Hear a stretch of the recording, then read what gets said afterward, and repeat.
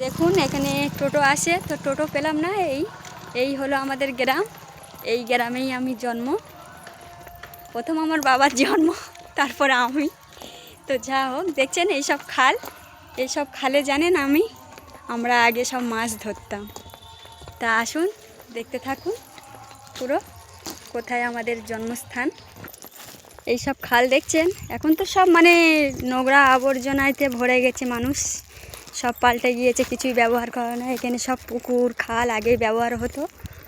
তা আগে এই খালে কিন্তু আমরা মাছ ধরতাম। এক সময় আমাদের কাঠের নৌকা ছিল, আর আমার ঠাকুরদার ছিল সেই আটল বলে, সব মোচা চিংড়ি এইসব ধরতো আমার দাদু। তো তার সঙ্গে আমরাও আসতাম, মাছ ধরতাম। নৌকাও ছিল আমাদের, কাঠের নৌকা।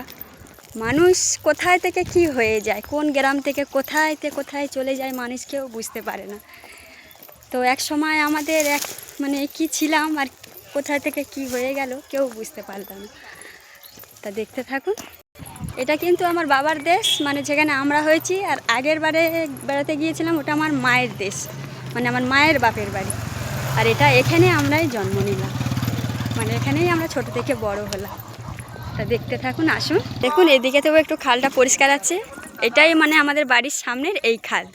এই খালেই আমরা মাছ ধরতাম, নৌকা ডুবিয়ে রাখতাম। আমার দাদুরা নৌকা ডুবিয়ে রাখতো, ওই নৌকাইতে মাছ ধরতাম। ছোটোবেলার দিনের কথা মনে পড়লেই মানুষের একটা অন্যরকম ভাব, এটা সবাই জানেন।